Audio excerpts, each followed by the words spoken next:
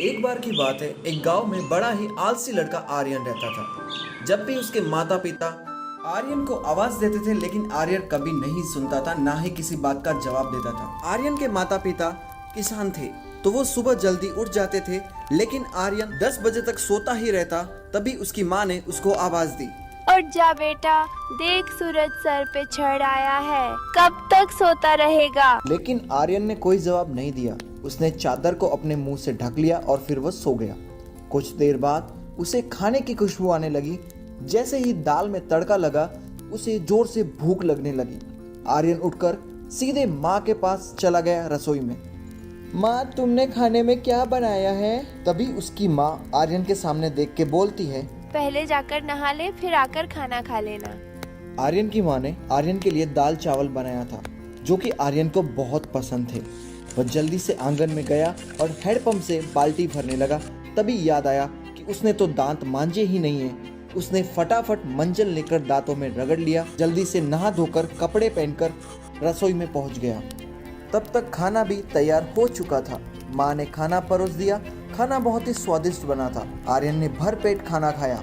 वह उठने ही वाला था, तभी माँ ने टोका, अरे बेटा, कहाँ जा रहे हो?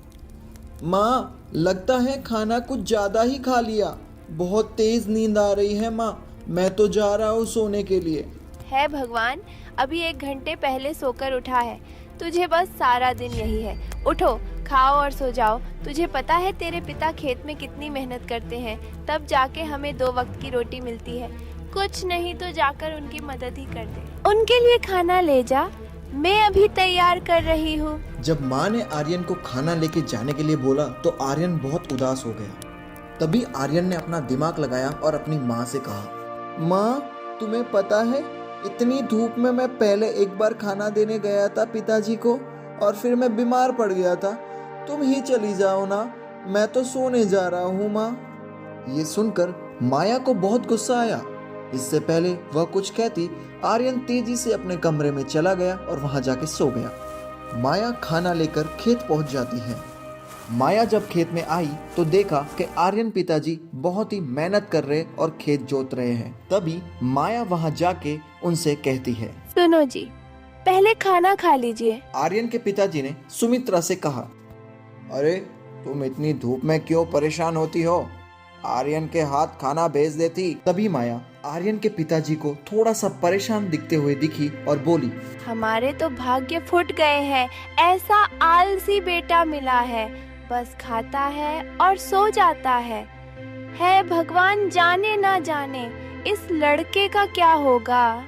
तभी आर्यन के पिताजी चिंता जाहिर करके बोलते हैं, अरे भाग्यवान, तुम चिंता मत करो, एक दिन सब कुछ ठीक हो जाएगा। आर्यन के माता पिता आर्यन की इन आदतों से बहुत परेशान थे। वह कोई भी काम नहीं करता था, बस सारा दिन सारी रात सोता रहता था। अगली सुबह आर्यन के पिताजी ने आर्यन से कहा, बेटा आर्यन, मैं खाद और यूरिया लेने शहर जा रहा हूँ, 2 दिन लगेंगे। फसल तैयार हो रही है, तुम सुबह खेत पर चले जाना और सारा दिन वहीं रहना। शाम को खाना खाकर रात को वहीं सोने चले जाना। कहीं कोई जानवर खेत में ना घुस जाए और ना कोई हमारी फसल को नुकसान ना पहुंचा दे। ये सुनकर आर्यन ने अपने पिताजी को जवाब दिया, पिताजी, मुझसे ये सब नहीं हो पाएगा, आप माँ को बोल दीजिए।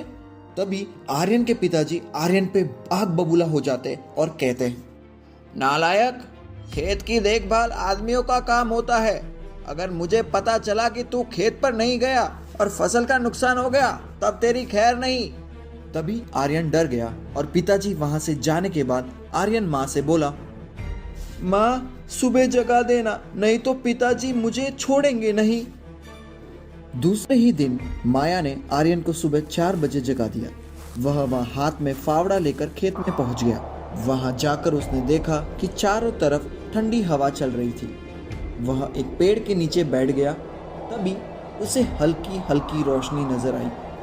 उसने देखा कि पूरा खेत जगमगा रहा था। आर्यन ने यह सब पहली बार देखा था। वह आश्चर्य से सब देखता रहता है और कुछ ही देर में सूरज उगने लगा। यह देखकर आर्यन को बहुत ही आश्चर्य हुआ। कुछ देर बाद सभी गांव वाले खेत में काम करने आ गए। सब अपने अपने खेत पे काम कर रहे थे। आर्यन पेड़ के नीचे बैठा था, तभी उसके पास एक खेत से बबलू काका आए। अरे बेटा आर्यन, मेरे खेत में पानी लग गया है, अब तू अपने खेत में पानी काट ले बेटा। अरे काका, मुझे तो कुछ पता ही नहीं है, ये सब पिताजी ने कभी नहीं बताया मुझे। बेटा, अगर तू कभी पिता के साथ आया होता तो तुझे पता होता। कोई बात नहीं, मैं अपने बेटे को बुला के लाता हूँ और तेरे खेत में पानी छुड़वा देता हूँ। जब मेरा बेटा पानी छोड़ देगा तो बेटा मुझे बताने के लिए आ जाना, वहां से पानी बंद कर दूंगा, नहीं तो पूरी फसल बर्बाद हो जाएगी। तभी आर्यन बैठकर देखता रहा, लेकिन सुबह जल्दी उठने के कारण आर्यन को नींद आ गई। खेत में पानी बहुत ज्यादा भर गया था। तभी बबलू काका दौड़ते हुए आए। अरे नालायक, यहाँ सोने आया था या अपने पिता की सारी मेहनत बर्बाद कर दी, सारी फसल नष्ट हो गई। तभी आर्यन हड़बड़ाते हुए उठा और उसने देखा कि उसका खेत पूरा पानी से लबालब भरा हुआ था। लगभग आधी फसल खराब हो चुकी थी। काका, अब कुछ हो नहीं सकता क्या? अब मैं क्या करूंगा? मेरे पिताजी तो मुझे मार ही डालेंगे। अरे बेटा, तैयार फसल का ध्यान बच्चे की तरह रखना पड़ता है। समय पर पानी देना, खाद देना, जानवरों से बचाना, इसलिए हम दिन रात खेत में रहकर मेहनत करते हैं। लेकिन तू है कि कब से सो रहा था। इतना सुनने के बाद जब शाम हो गई, तब आर्यन की माँ आर्यन के लिए खाना लेके आई। तब देखा कि सारी फसल नष्ट हो गई है और वो आर्यन को बहुत ज्यादा सुनाने लग गई। इतना सब सुन आर्यन बहुत परेशान हो गया था। शाम को जब आर्यन घर पे नहीं गया तो उसने खाना भी नहीं खाया। अगले दिन जब आर्यन के पिताजी घर वापस आए तो उन्होंने आर्यन के बारे में पूछा। अरे माया, आर्यन कहाँ है? उसे बुलाओ। तभी माया ने सारी बात बता दी। राजेश सब छोड़कर दौड़ते हुए खेत पहुंच गए। उन्होंने देखा कि आर्यन पेड़ के नीचे बैठा रो रहा था। आधी फसल खराब हो चुकी थी। पिताजी, मुझे माफ कर दीजिए, मेरे आलस्य में इतना बड़ा नुकसान कर दिया। आप चाहे तो मुझे पीट लीजिए। नहीं बेटा, तुझे मारने से फसल ठीक नहीं होगी। वादा कर, आज के बाद कभी आलस्य नहीं करेगा। चल अब घर चल, वहीं बात करेंगे। तभी आर्यन के पिताजी आर्यन को लेके घर चले आते हैं। तभी माया कहती है, जी अब क्या होगा? आधी फसल तो बर्बाद हो गई है। माया, कोई घाटे का सौदा नहीं है। आधी फसल देकर अगर बेटा सुधर गया तो यही हमारे लिए काफी है। तभी आर्यन को उनके पिताजी ने बुलाया। अरे बेटा, जो नुकसान होना था वो हो गया। अब हमें कल आधे खेत की फसल उखाड़ कर दोबारा बोनी है। पिताजी, आप बाकी आधे खेत में खाद यूरिया लगाकर उसने काटने का इंतजाम कीजिए। मैं इस पर अकेले काम करना चाहता हूँ। अगले ही दिन आर्यन सुबह 4 बजे उठ के अपने पिता के साथ खेत चला गया। पिता ने बताई जो विधि से खेत में काम करने लगा और आर्यन मेहनत से काम करने लगा। 4 महीने कठिन परिश्रम करने के बाद नई फसल बढ़ती हुई दिखाई देने लगी। आर्यन अब मेहनती इंसान बन चुका था। उसने ये सीख लिया था कि मेहनत का फल मीठा होता है। और ऐसे आर्यन की जिंदगी में एक नया सूरज खिल गया और पूरा परिवार खुशी खुशी रहने लगा।